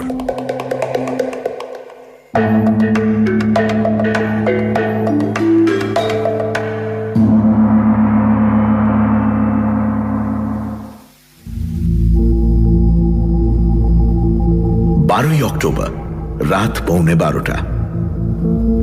আজ রটান্টন ইউনিভার্সিটি থেকে আমাকে ডক্টরেট দেওয়া হলো। মনোজ্ঞ অনুষ্ঠান। প্রফেসর রড্রিগেজকে নিয়ে 4 জন বিভিন্ন দেশের বৈজ্ঞানিকের আন্তরিকতাপূর্ণ ভাষণ ও সবশেষে আমার ধন্যবাদ জ্ঞাপন। সব মিলিয়ে মনটা ভারী প্রসন্ন হয়ে উঠেছিল। আজ ডিনারে আমার 2 বন্ধু ও প্রফেসর রড্রিগেজের উপরোধে জীবনে প্রথমবার এক চুমুক শ্যাম্পেন পান করলাম। এটাও একটা ঘটনা বটে। কাল নকুরবাবুর মুখে মিস্টার লোবোর বিষয় শুনে মনটা পিছিয়ে গিয়েছিল। আজ ভদ্রলোকের অমায়িক ব্যবহারে মনে হচ্ছে নকুরবাবু হয়তো এবার একটু ভুল করেছেন। প্রদর্শনীতে ঢু মেরে দেখে এসেছি যে আমার কাগজপত্র ঠিক যেমন ছিল তেমনই আছে। হোটেলে ফিরতে ফিরতে হলো 11টা। ঢুকেই একটা দৃশ্য দেখে একেবারে হকচকিয়ে যেতে হলো। হোটেলের লবিতে চতুর্দিকেই বসার জন্য সোফা ছড়ানো আছে। তারই একটাই দেখি এক পাশে বিশাল বপু সলোমন ব্লুম গার্ডেন ও অন্য পাশে একটি অচেনা বিদেশি ভদ্রলোককে নিয়ে বসে আছেন আমার সেক্রেটারি শ্রী নকুরচন্দ্র বিশ্বাস। আমার সঙ্গে চোখাচোখি হতেই নকুরবাবু এক গাল হেসে উঠলেন। আগে এনাদের সঙ্গে একটু বাক্যালাপ করছিলাম আর কি। ব্লুম গার্ডেনও উঠে এলেন। Congratulations! করমর্দনে যথারীতি হাত ব্যথা করিয়ে দিয়ে ব্লুম গার্ডেন চোখ কপালে তুলে বললেন, তুমি কাকে সেক্রেটারি করে নিয়ে এসেছো? He's an awesome man. Lots of powers, eh? আমার চোখের দিকে চেয়ে আমার সব কিছু বলে দিচ্ছে। দুজনের মধ্যে মোলাকাতটা কিভাবে হলো সেটা ভাবছি। তার উত্তর নকুরবাবুই দিয়ে দিলেন। আমার বন্ধু যোগেন বক্সির ছেলে কানাইলালকে একটা পোস্ট কার্ড লিখে পোস্ট করার জন্য এই কাউন্টারে দিতে গিয়ে দেখি এনারা পাশেই দাঁড়িয়ে আছেন। আমায় দেখে ব্লুম গার্ডেন সাহেবই এগিয়ে এসে আলাপ করলেন। বললেন, কাল আমার মুখে এলডোরাডো নাম শুনে ওর কৌতূহল হচ্ছে, আমি এলডোরাডো সম্পর্কে কতদূর জানি। আমি বললাম, স্যার, আই এম মুখ্য সূক্ষ্ম ম্যান, নো এডুকেশান। এই কাল একটা বেঙ্গলি বইয়ে পড়ছিলাম এলডোরাডোর কথা। তা পড়তে পড়তে যেন সোনার শহরটাকে চোখের সামনে দেখতে পেলাম। তাই নিয়ে আমায় নকুরবাবুর বাক্যস্রোত বন্ধ করতে হলো। ক্রোল ও সন্ডার্সের মুখের ভাব দেখেই বুঝছিলাম তাদের প্রচন্ড কৌতূহল হচ্ছে ব্যাপারটা জানার জন্য। নকুরবাবু এ পর্যন্ত যা বলেছেন সেটার ইংরেজি তর্জমা করে সংক্ষেপে বুঝিয়ে দিলাম আমি। ততক্ষণে অবশ্যই আমরা তিনজনেই একটা পাশের সোফায় বসে পড়েছি এবং আমি আমার দুই বন্ধুর সঙ্গে সলোমন ব্লুম গার্ডেনের আলাপ করিয়ে দিয়েছি। অন্য বিদেশি ভদ্রলোকটির নাম মাইক হ্যাচেট। হাবভাবে বুঝলাম ইনি ব্লুম গার্ডেনের বডিগার্ড বা ধামাধারী গোছের কেউ। এবার ব্লুম গার্ডেন কথা বলল। Your man Biswas, he's a real wizard. ওকে মাইরনের হাতে তুলে দিলে ও রাতারাতি এটা ওখানে গোল্ড বানিয়ে দেবে। And your man will be owning a Cadillac in 3 months' time. You mark my words, Shank. মাইরন লোকটি কে জিজ্ঞেস করাতে ব্লুম গার্ডেন চোখ কপালে তুললেন। Holy smoke! তুমি মাইরনের নাম শোনোনি? Myron Enterprises, auto borrow impresario. Now you're not got another one. Kato, singers, musicians, dancers, magicians. Myron and management jure daঁড়িয়ে গেল. And he's one talented bloke. আমার মাথা ভোঁ ভোঁ করছে। নকুরবাবু শেষটায় রঙ্গমঞ্চে তার অলৌকিক ক্ষমতা দেখিয়ে নাম কিনবেন? কই, এমন তো কথা ছিল না। And he knows where El Dorado is. Can you beat that? আমি নকুরবাবুর দিকে দৃষ্টি দিলাম। ব্যাপারটা একটু তলিয়ে দেখা দরকার। বললাম, কি মশাই, আপনি কি সাহেবকে বলেছেন এলডোরাডো কোথায় তা আপনি জানেন? যেইটুকু আমি জানি আমি সেইটুকুই বলেছি। কাঠগড়ার আসামির মতো হাত জোড় করে বললেন নকুর বিশ্বাস। বলেছি এই ব্রাজিলেই আছে এলডোরাডো। আমরা যেখানে আছি তার উত্তর পশ্চিমে একটি পাহাড়ে ঘেরা উপত্যকার ঠিক মধ্যখানে একটা গভীর জঙ্গল। সেই জঙ্গলের মধ্যে এই শহর। কেউ জানে না এই শহরের কথা। মানুষজন বলতে আর কেউ নেই সেখানে। পোড়ো শহর, তবে রোদ পড়লে এখনো সোনা ঝলমল করে। সোনার তোরণ, সোনার পিরামিড, যেখানে সেখানে সোনার স্তম্ভ, বাড়ির দরজা জানলা সব সোনার। সোনা তো আর নষ্ট হয় না, তাই সে সোনা এখনো সোনাই আছে। লোকজন যা ছিল 1000 বছর আগে সব লোপ পেয়ে গেছে। একবার খুব বর্ষা হয়, তারপরেই জঙ্গলে একটা মারাত্মক পোকা দেখা দেয়। সেই পোকা থেকেই মড়ক। বিশ্বাস করুন তিলুবাবু, এই সবই আমি পরপর চোখের সামনে বায়োস্কোপে ছবির মতো দেখতে পেলাম। ক্রোল ও সন্ডার্সের জন্য এই অংশটুকু ইংরেজিতে অনুবাদ করে দিয়ে ব্লুম গার্ডেনকে আমি বললাম, তুমি তো তাহলে এলডোরাডোর হদিশ পেয়ে গেলে। এবার অভিযানের তোড়জোড় শুরু করো। আমরা আপাতত ক্লান্ত, কাজে আমাদের মাফ করো। আসুন নকুরবাবু। আমার কথায় ব্লুমগার্টেনের মুখে যে থমথমে ভাবটা দেখা দিল, সেটা যে কোনো লোকের মনে ত্রাসের সঞ্চার করত। আমি সেটা যেন দেখেও দেখলাম না। নকুরবাবু উঠে এলেন ভদ্রলোকের পাশ ছেড়ে। আমরা চারজনে গিয়ে বসলাম আমার ঘরে। নকুরবাবুর ইচ্ছে ছিল সোজা নিজের ঘরে চলে যান, কিন্তু আমি বললাম যে তার সঙ্গে আমার একটু কথা আছে। দুই সাহেব বন্ধুর কাছে বাংলা বলার জন্য ক্ষমা চেয়ে নিয়ে নকুরবাবুকে বললাম, দেখুন মশাই, আমি আপনার ভালোর জন্যই বলছি। আপনার মধ্যে যে ক্ষমতাটা আছে সেটা যাত্রার কাছে এভাবে প্রকাশ করবেন না। আপনার অভিজ্ঞতা কম, আপনি হয়তো লোক চেনেন না, কিন্তু এটা বলে দিচ্ছি যে এই ব্লুমগার্টেনের খপ্পরে পড়লে আপনার সর্বনাশ হবে। আপনাকে অনুরোধ করছি, আমাকে না জানিয়ে ফস করে কিছু একটা করে বসবেন না। নকুরবাবু লজ্জায় প্রায় কার্পেটের সঙ্গে মিশে গেলেন। ছি ছি ছি ছি ছি ছি ছি ছি ছি, আমি কি করলাম? আমাকে মাফ করবেন তিলুবাবু, আমার সত্যিই অপরাধ হয়েছে। আসলে বিদেশ টিদেশে তো আসিনি কখনো, মফস্বলের মানুষ, তাই হয়তো মাথাটা একটু ঘুরে গিয়ে থাকবে। আমাকে সাবধান করে দিয়ে আপনি সত্যিই খুব উপকার করলেন।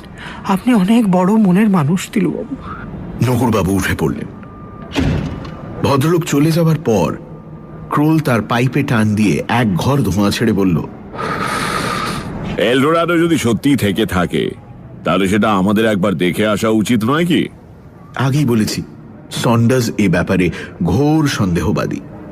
সে ধমকের সুরে বলল, দেখো হে জার্মান পণ্ডিত, 300 বছর ধরে সোনার স্বপ্ন দেখা অজস্র লোক দক্ষিণ আমেরিকা চষে বেরিয়েও এলডোরাডোর সন্ধান পায়নি। আর এই ভদ্রলোকের এই কটা কথায় তুমি মেতে উঠলে? ওই অতিকায় ইহুদি যদি এসব কথায় বিশ্বাস করে জঙ্গলে গিয়ে জ্যাগুয়ারের শিকার হতে চান, তাতে আমার কোনো আপত্তি নেই, কিন্তু আমি এর মধ্যে নেই। আমাদের যা প্ল্যান হয়েছে তার এক চুল এদিক ওদিক হয় এটা আমি চাই না, এবং আমার বিশ্বাস শঙ্কু এ বিষয়ে আমার সঙ্গে একমত। কি শঙ্কু? আমি মাথা নেড়ে সন্ডার্সের কথায় সায় দিলাম। আমাদের প্ল্যান হলো আমরা কাল সকালে ব্রেকফাস্টের পর প্লেনে করে চলে যাব উত্তরে, ব্রাজিলের রাজধানী ব্রাসিলিয়া শহরে। সেখানে একদিন থেকে ছোট প্লেন ধরে আমরা চলে যাব জিঙ্গু ন্যাশনাল পার্কের উত্তর প্রান্তে পোস্টো ডিয়াওরাম শহরে। তারপর বাকি অংশ নদীপথে। জিঙ্গু নদী ধরে নৌকো করে আমরা যাব পোরোরি গ্রামে। পোরোরিতে ব্রাজিলের এক আদিম উপজাতি চুকাহামাইদের কিছু লোক এখনো রয়েছে, যারা এই সেদিন পর্যন্ত ছিল প্রস্তর যুগের মানুষ। ব্রাজিলিয়া থেকেই আমাদের সঙ্গে থাকবেন একজন বিশেষজ্ঞ, যাকে এখানকার ভাষায় বলা হয় সেরতানিস্তা। কথাটার মানে হলো অরণ্য অভিজ্ঞ। সেরতানিস্তারা উপজাতিদের সঙ্গে বন্ধুত্ব স্থাপনে অগ্রণী। তাদের ভাষা থেকে আরম্ভ করে সবকিছুই এরা খুব ভালোভাবে জানে। পোরোরি ছেড়ে আরো খানিকটা পথ উত্তরে গিয়ে ভন মার্তিউস জলপ্রপাত দেখে আবার ব্রাজিলিয়া ফিরে এসে সেখান থেকে প্লেন ধরে যে যার দেশে ফিরব। দিন 7 মধ্যে পুরো সফর হয়ে যাওয়া উচিত। তবে ব্রাজিল সরকার বলেছেন প্রয়োজনে আতিথেয়তার মেয়াদ 3 দিন পর্যন্ত বাড়িয়ে দিতে প্রস্তুত আছেন তাঁরা। 11:30 বাজে, তাই ক্রোল ও সন্ডার্স উঠে পড়ল। ক্রোল যে আমাদের দুজনের সঙ্গে একমত নয় সেটা সে যাবার আগে জানিয়ে দিয়ে গেল, দরজার মুখটাতে দাঁড়িয়ে। আমার অবাক লাগছে শঙ্কু, যে তুমি তোমার এত কাছের লোককে চিনতে পারছো না। তোমার এই সেক্রেটারিটির চোখের দৃষ্টি আলাদা। হোটেলের লবিতে বসে যখন সে এলডোরাডোর ডেসক্রিপশন দিচ্ছিল, তখন আমি ওর চোখ থেকে চোখ ফেরাতে পারছিলাম না। সন্ডার্স কথাটা শুনে আমার দিকে চেয়ে চোখ টিপে হাতে গেলাস ধরার মুদ্রা করে বুঝিয়ে দিল যে ক্রোলের পেটে আজ পার্টিতে শ্যাম্পেনটা একটু বেশি পড়েছে। 12টা বেজে গেছে। শহর নিস্তব্ধ। শুয়ে পড়ি। 13ই অক্টোবর, হোটেল ক্যাপিটাল, ব্রাজিলিয়া, দুপুর 2:30। আমরা ঘন্টাখানেক হলো এসে পৌঁছেছি। আমরা মানে আমার 3 বন্ধু ও মিস্টার লোবো। লোবো পুরো সফরটাই আমাদের সঙ্গে থাকবেন। আমি অন্তত এক মুহূর্তের জন্যেও সৌজন্যের কোনো অভাব লক্ষ্য করিনি ভদ্রলোকের ব্যবহারে। এখানে নকুরবাবুর কথাটা স্বভাবতই এসে পড়ে, যদিও কোনো প্রসঙ্গের দরকার ছিল না। সোজা বাংলায় বলতে গেলে ভদ্রলোক আমাকে লেঙ্গি মেরেছেন, এবং সেটা যে টাকার লোভেও, সে বিষয়ে আমি নিঃসন্দেহ। আজ সাও পাওলোতে আমার রুম বয় সকালের কফির সঙ্গে একটা চিঠি এনে দিল। বাংলা চিঠি, আর হস্তাক্ষর আমার চেনা। আগেরটার তুলনায় বলতেই হয় এটার ভাষা অপেক্ষাকৃত সহজ। এই হলো চিঠি। প্রিয় তিলুবাবু, অধমের অপরাধ লইবেন না। নগদ $5,000 লোভ সম্বরণ করা সম্ভবপর হইল না। আমার পিতামহী আজ 4 বৎসর যাবৎ এক দুরারোগ্য ব্যাধিতে শয্যাশায়ী। আমি 8.5 বৎসর বয়সে আমার মাতৃদেবীকে হারাই। তখন হইতে আমি আমার পিতামহীর দ্বারাই লালিত। শুনিয়াছি এদেশে এই রোগের এক আশ্চর্য নূতন ঔষধ বাহির হইয়াছে। ওই ঔষধের মূল্য অনেক। ব্লুমগার্টেন সাহেবের বদান্যতায় এই মহার্ঘ ঔষধ কিনিয়া দেশে ফিরিবার সৌভাগ্য হইবে আমার। আজ সকালেই আমরা ব্লুমগার্টেন মহাশয়ের ব্যক্তিগত হেলিকপ্টার বিমানে রওনা হইতেছি।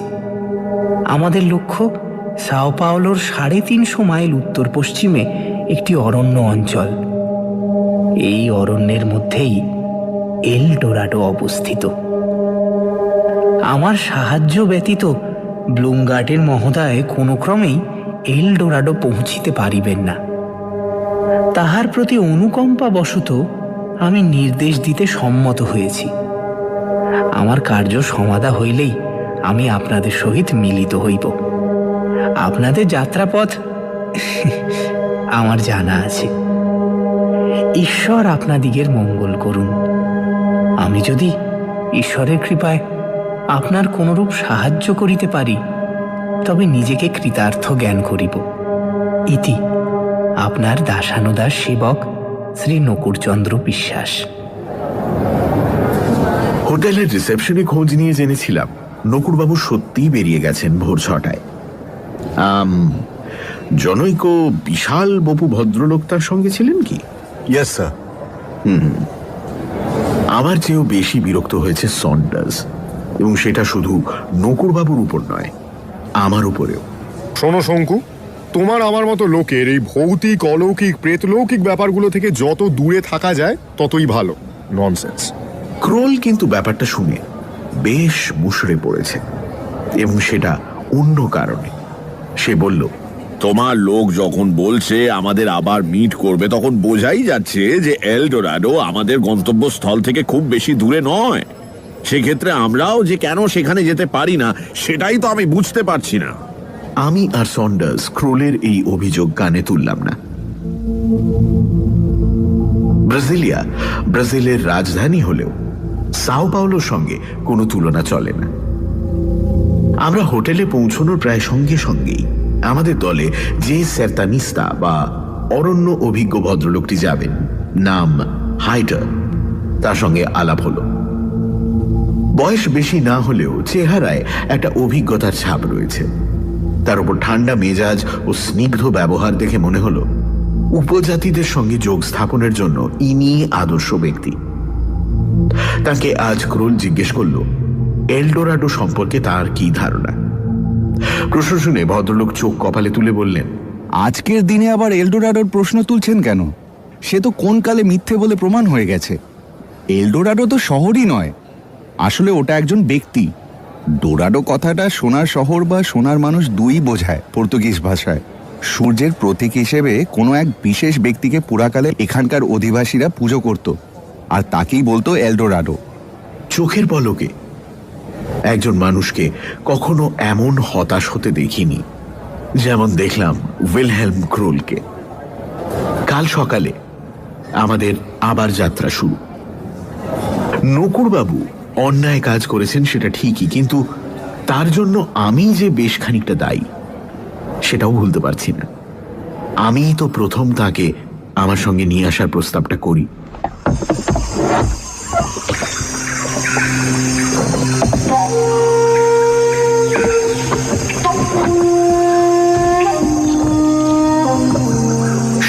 অক্টোবর বিকেল 4:30। বাহারের নকশা করা ক্যানু নৌকোতে জিঙ্গু নদী ধরে আমরা চলে এসেছি প্রায় 33 মাইল। আমরা 5 জন, অর্থাৎ আমি, ক্রোল, সন্ডার্স, লোবো আর হাইটার ছাড়া রয়েছে 2 জন নৌকোবাহী দক্ষিণ আমেরিকান ইন্ডিয়ান। আরো 2 জন নৌকোবাহী সহ আরেকটি ক্যানুতে চলেছে আমাদের মালপত্র, রসদ ইত্যাদি। এখন আমরা নদীর ধারে একটা অপেক্ষাকৃত পরিষ্কার জায়গা বেছে সেখানে তাঁবু ফেলেছি। তাঁবুর কাছেই 3টি গাছে 2টি হ্যামক বাঁধা রয়েছে।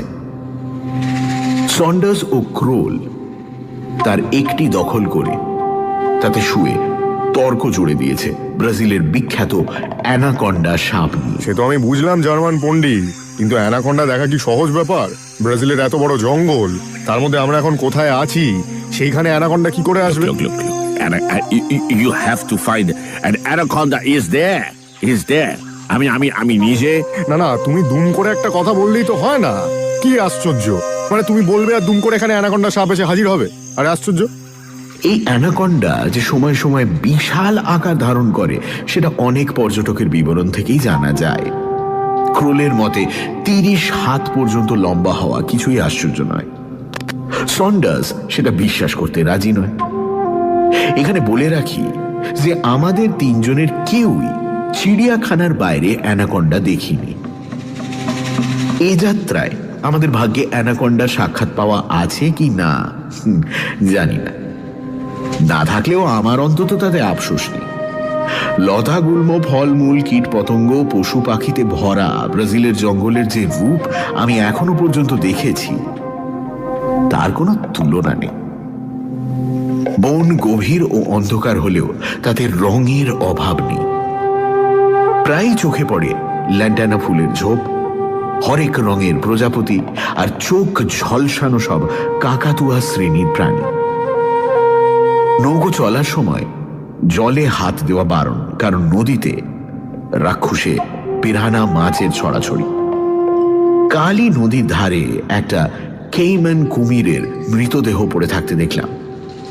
তার মাথার দিকের খানিকটা অংশ ছাড়া আর কোথাওই মাংস নেই, শুধু হাড়। মাংস গেছে পিরানার পেটে। ব্রাজিলের অনেক অংশেই বহুদিন পর্যন্ত বাইরের মানুষের পা পড়েনি। গত বছর 10 মধ্যে বেশ কিছু জঙ্গল কেটে চাষের জমি বাড়ানো হয়েছে। সেই সঙ্গে ব্রাজিল সরকারের হাইওয়ে বানানোর কাজও চলেছে জঙ্গল কেটে আর ডায়নামাইটের সাহায্যে পাহাড় উড়িয়ে। আমরা আসার পথেও বেশ কয়েকবার ডায়নামাইটের বিস্ফোরণ বা ব্লাস্টিং এর শব্দ পেয়েছি। কাল মাঝরাত্রে একটা গুরু গম্ভীর বিস্ফোরণের শব্দ শুনে আমাদের ক্যাম্পের সকলেরই ঘুম ভেঙে যায়। শব্দ তরঙ্গের চাপ এত প্রবল ছিল যে ক্রোলের বিয়ার গ্লাসটা তার ফলে ফেটে চৌচির হয়ে গেল। আমার কেমন যেন সন্দেহ হচ্ছিল, তাই আজ সকালে হাইটারকে জিজ্ঞেস করলাম কাছাকাছি কোথাও আগ্নেয়গিরি আছে কিনা। হাইটার মুখে কিছু না বলে কেবল গম্ভীর মুখে মাথা নাড়ল।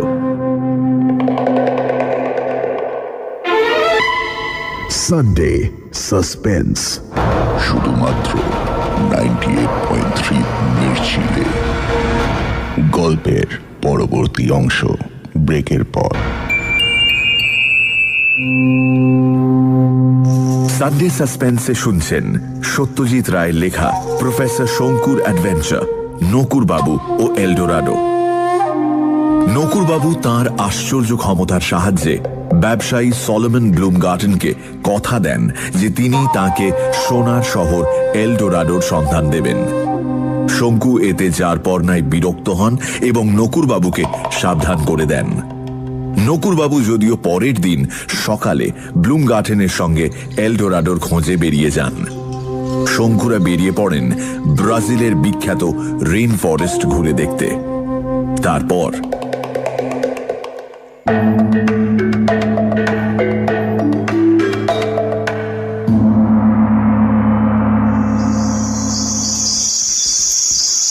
সতেরোই অক্টোবর ভোর 6টা। কাল রাত্রে এক বিচিত্র ঘটনা। রাত্রে মশা আর দিনে জ্বালাতুনে ব্যারাকুডা মাছির উপদ্রব থেকে রক্ষা পাবার জন্য আমি গিনিডি থেকেই একরকম মলম তৈরি করে এনেছিলাম। 3 বন্ধুতে সেই মলম মেখে 9:30টার মধ্যেই যে যার ক্যাম্পে শুয়ে পড়েছিলাম। যদিও এখানে রাত্রে নিস্তব্ধতা বলে কিছু নেই, ঝিঁঝি থেকে শুরু করে জাগুয়ার পর্যন্ত সবকিছুরই ডাক শোনা যায়, তবু দিনের ক্লান্তির জন্য ঘুমটা এসে যায় বেশ তাড়াতাড়ি। সেই ঘুম হঠাৎ ভেঙে গেল এক বিকট চিৎকারে।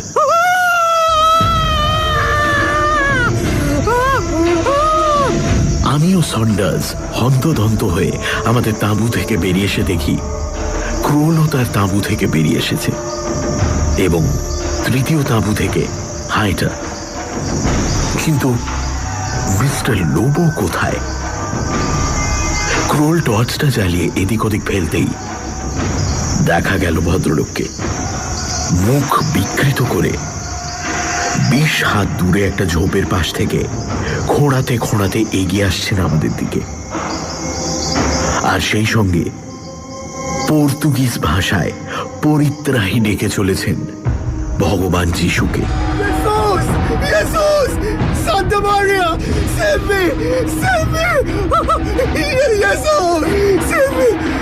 আমার পায়ে কামড় দিয়েছে, আমার পায়ে কামড় দিয়েছে, আমি আর নেই, আমি আর নেই। সন্ডার্সের বুকের উপর ঝাঁপিয়ে পড়ে বললেন মিস্টার লোবো, কামড়টা মাকড়সার এবং সেটা ডান পায়ের পাতা ঠিক ওপরে। লোবো গিয়েছিলেন একটা ঝোপের ধারে ছোট কাজ সারতে। হাতে সোনার ঘড়ির ব্যান্ডটা নাকি এমনিতেই একটু আলগা ছিল, সেটা খুলে মাটিতে পড়ে যায়। টর্চ জ্বালিয়ে এদিক ওদিক খুঁজতে গিয়ে মাকড়সার গর্তে পা পড়ে। কামড়ে বিষ আছে ঠিকই, তবে মারাত্মক নয়। কিন্তু লোবোর ভাব দেখে সেটা বোঝে কার সাধ্যি। ওষুধ ছিল আমার সঙ্গে, সেটা সন্ডার্সের টর্চের আলোতে লাগিয়ে দিচ্ছি ক্ষতের জায়গায়। এমন সময় লোবোর মুখের দিকে চোখ পড়তে একটা অদ্ভুত ভাব লক্ষ্য করলাম। তাতে আতঙ্ক ও অনুশোচনার একটা বিচিত্র সংমিশ্রণ। তার দৃষ্টি আমারই দিকে। কি হয়েছে তোমার? আমি জিজ্ঞেস করলাম। আমি আমি আমি পাপ করেছি, আমায় আমায় ক্ষমা করো। কাতর কণ্ঠে প্রায় কান্নার সুরে বলে উঠলেন মিস্টার লোবো। কি পাপের কথা বলছো তুমি? মিস্টার লোবো 2 হাত দিয়ে আমার পা জড়িয়ে ধরলেন। তাঁর ঠোঁট কাঁপছে, চোখে জল। সন্ডার্স ও ক্রোল বিস্ফারিত চোখে চেয়ে রয়েছে তাঁর দিকে। সেদিন রাত্রে প্রহরীকে ঘুষ দিয়ে প্রদর্শনীতে ঢুকে আমি তোমার গবেষণা নোটসের খাতা বের করে নিয়েছিলাম। তারপর রীতিমতো কষ্ট হচ্ছে কথা বলতে, কিন্তু তাও বলার জন্য মরিয়া হয়ে উঠেছে লোকটা। তারপর সেগুলোকে জেরক্স করে আমার যথাস্থানে রেখে দিই। তারপর তারপর তারপর কপিগুলো ব্লুম গার্ডেন, মিস্টার ব্লুম গার্ডেনকে দিয়ে দিই। তিনি আমার টাকা, অনেক টাকা। ঠিক আছে, আর বলতে হবে না। কথাটা কথাটা বলে অনেক হালকা লাগছে, অনেকটা। এবার এবার I can die in peace. নিশ্চিন্তে মরতে পারবো। মিস্টার লোবো, আপনি মরবেন না। শুকনো গলায় বলল সন্ডার্স। এই মাকড়সার কামড়ে ঘা হয়, মৃত্যু হয় না। মিস্টার লোবোর ঘা আমার ওষুধে শুকোবে ঠিকই, কিন্তু তিনি আমার যে ক্ষতিটা করলেন সেটা অপূরণীয়। শ্রীমান নকুরচন্দ্র এক বর্ণ ভুল বলেননি। তার মানে কি এলডোরাডো সত্যি আছে?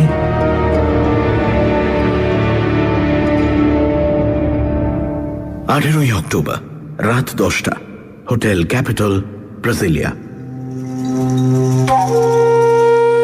আমাদের ব্রাজিল সফরের অপ্রত্যাশিত অবিস্মরণীয় পরিসমাপ্তির কথাটা এই বেলা লিখে ফেলি, কারণ কাল সকালেই আমরা যে যার দেশে ফিরছি। এটুকু বলতে পারি যে সন্ডার্সের যুক্তিবাদী বৈজ্ঞানিক মনের ভিত এই প্রথম দেখলাম একটা বড় রকম ধাক্কা খেল। সে মানতে বাধ্য হয়েছে যে সব ঘটনার বৈজ্ঞানিক ব্যাখ্যা সম্ভব নয়। আমার বিশ্বাস আখেরে এর ফল ভালোই হবে। এইবার ঘটনায় আসি। গতকাল সকালে ব্যান্ডেজ বাঁধা লোবোকে সঙ্গে নিয়ে আমরা কানুতে করে বেরিয়ে পড়লাম চুকাহামাই উপজাতিদের বাসস্থান পোরোরির উদ্দেশ্যে।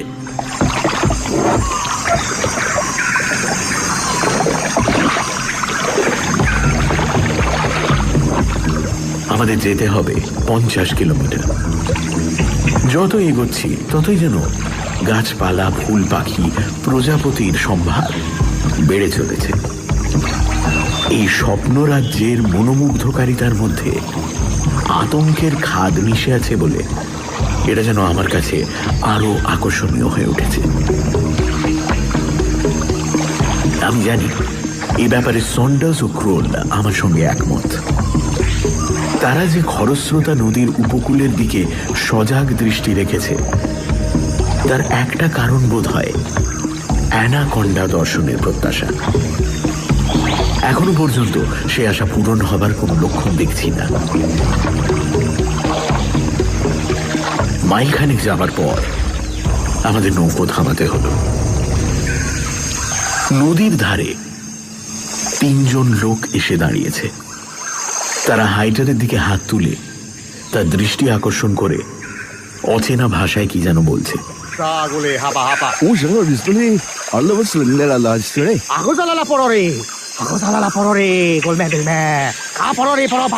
আমি জানি এখানকার উপজাতিদের মধ্যে গে নামে একটা ভাষা প্রচলিত আছে, যেটা হাইটার খুব ভালোভাবেই জানেন। হাইটার লোকগুলোর সঙ্গে কথা বলে আমাদের 3 জনকে উদ্দেশ্য করে বলল, this are the local Indians, আর এরা আমাদের পোরোরি যেতে বারণ করছে। কেন কেন? আমরা 3 জনেই একসঙ্গে প্রশ্ন করলাম। এরা বলছে চুকাহামাইরা কি কারণে নাকি ভয়ানক উত্তেজিত হয়ে রয়েছে। কালই নাকি একটা জাপানি দল পোরোরি গিয়েছিল, তাদের 2 জনকে এরা বিষাক্ত তীর দিয়ে মেরে ফেলেছে। আমি জানি কিউরারি নামে এক সাংঘাতিক বিষ ব্রাজিলের আদিম জাতিরা তাদের তীরের মধ্যে মাখিয়ে শিকার করে। তাহলে এখন কি করা যায়? আপাতত এখানেই ক্যাম্প ফেলা যাক। আপনারা এখানে অপেক্ষা করুন, আমি বরং একটা ক্যানু নিয়ে একটু এগিয়ে গিয়ে ব্যাপারটা আঁচ করে আসি। কিন্তু এই হঠাৎ উত্তেজনার কারণটা কিছু আন্দাজ করতে পারছেন?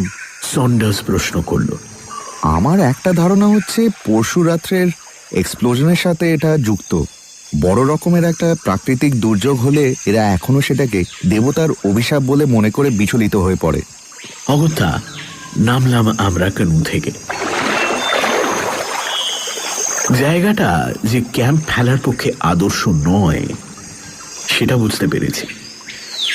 এখানে সাধারণত নদীর পাশে খানিকটা দূর অবধি জঙ্গল গভীর থাকে। ভেতরে কিছুটা অগ্রসর হলে দেখা যায় বন পাতলা হয়ে এসেছে। এই জায়গাটায় কিন্তু যত দূর অবধি দৃষ্টি যায় তাতে অরণ্যের ঘনত্ব হ্রাস পাবার কোনো লক্ষণ দেখা যায় না। নদীর 10-15 গজের মধ্যে একটা অপেক্ষাকৃত খোলা জায়গা পেয়ে আমরা সেখানেই বিশ্রামের আয়োজন করলাম।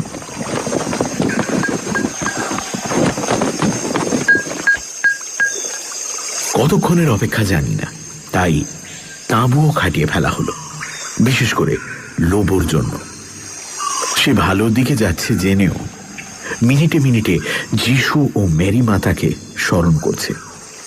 হয়তো সেটা এই কারণেই যে সে অনুমান করেছে আমরা শহরে ফিরে গিয়েই তার বিরুদ্ধে অভিযোগ পেশ করব। এই আশঙ্কা যদি সে করে থাকে তবে সেটা ভুল নয়, কারণ আমি তাকে ক্ষমা করতে প্রস্তুত থাকলেও ক্রোল ও সন্ডার্স দুজনেই লোবোর গর্দান নিতে বদ্ধপরিকর।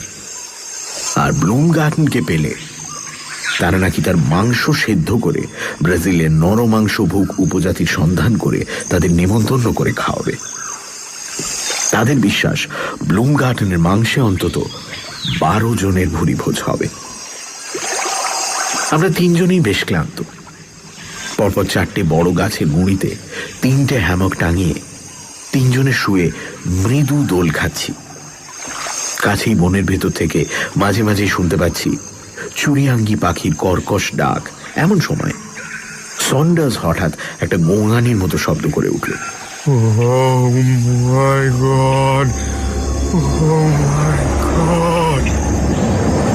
আর সেই সঙ্গে আমাদের নৌকোর 2 জন মাঝি একসঙ্গে তারস্বরে চিৎকার করে উঠল। এই গোঙানি ও চিৎকারের কারণ যে একই সেটা বুঝতে আমার ও ক্রোলের 3 সেকেন্ডের বেশি সময় লাগেনি। আমাদের থেকে 10-12 গজ দূরে একটা দীর্ঘাকার গাছের ওপর দিকের একটা ডাল বেয়ে যেন আমাদেরই লক্ষ্য করে নেমে আসছে একটা সাপ। যেমন সাপের বর্ণনা পুরাণ বা রূপকথার বাইরে কোথাও পড়েছি বলে মনে পড়ে না।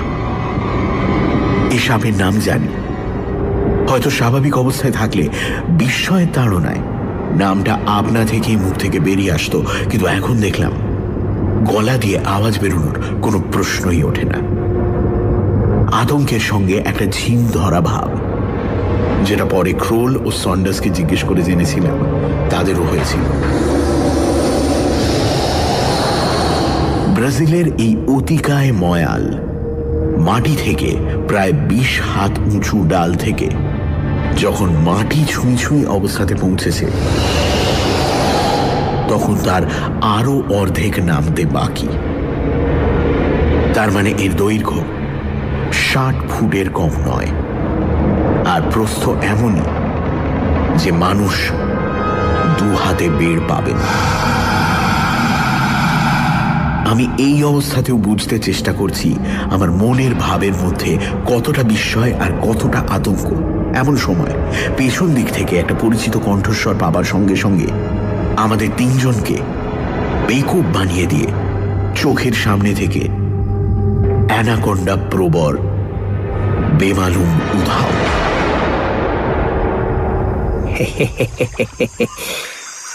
আপনাদের আশ মিটেছে তো? আমাদের পেছনে কখন যে একটি ক্যানু এসে দাঁড়িয়েছে এবং কখন যে তার থেকে শ্রীমান নকুরচন্দ্র অবতীর্ণ হয়েছেন তা জানি না। আপনার সঙ্গে পরিচয় করিয়ে দিই। এগিয়ে এসে পাশে দাঁড়ানো একটি সাহেবের দিকে নির্দেশ করে বললেন, নকুরবাবু। ইনি হলেন ব্লুমগার্টেন সাহেবের বিমান চালক মিস্টার জো হপগুড। ইনি সাহেবের হেলিকপ্টারে করে আমাকে নিয়ে এলেন। শুধু শেষের 1.5 মাইল পথ আমাদের ডিঙিতে আসতে হয়েছে। ক্রোল আর থাকতে না পেরে বলে উঠল, He made us see that snake! He made us see that snake! আমি বললাম, তোমাকে তো বলেইছিলাম ওর মধ্যে এই ক্ষমতারও একটা আভাস আমি পেয়েছিলাম দেশে থাকতেই। But this is incredible! নকুরবাবু লজ্জায় লাল, বললেন, ছি ছি ছি ছি তিলুবাবু, আপনি দয়া করে এদের বুঝিয়ে দিন যে এতে আমার নিজের কৃতিত্ব কিছুই নেই। এ সবই হলো যিনি আমায় চালাচ্ছেন তারই খেলা। কিন্তু এলডোরাডো? সে তো দেখিয়ে দিয়েছি সাহেবকে হেলিকপ্টার থেকেই, যেমন সাপ দেখালাম সেইভাবেই দেখিয়েছি। বড়দা বাণিজ্যের বইতে কিছু ছবি ছিল মদন পালের আঁকা, সাপের ছবি, এলডোরাডোর ছবি, সবই ছিল। বাজে ছবি মশাই। সোনার শহরের বাড়িগুলো দেখতে করেছে টোল খাওয়া টোপরের মতো, তাও সিধে নয়, একটু টেরচা। সাহেবও সেই ছবির মতো শহরই দেখলে আর দেখে বললে, এলডোরাডো ইজ ব্রেথ টেকিং। তারপর তারপর আর কি, জঙ্গলের মধ্যে শহর, সেখানে হেলিকপ্টার নামবে কি করে? তা নামলুম জঙ্গলের এই দিকটায়। সাহেব 2 বন্দুকধারী নিয়ে ঢুকে পড়লেন, আর আমি চলে এলুম আমার কথা মতো আপনাদের মিট করব বলে। আমি জানি আপনারা কি ভাবছেন, হবগুড সাহেব হঠাৎ আমাকে আনতে রাজি হলেন কেন? এই তো ব্লুমগার্টেন সাহেবের সঙ্গে চুক্তি ছিল, উনি এলডোরাডো চাক্ষুষ দেখলেই আমার হাতে তুলে দেবেন নগদ $5,000।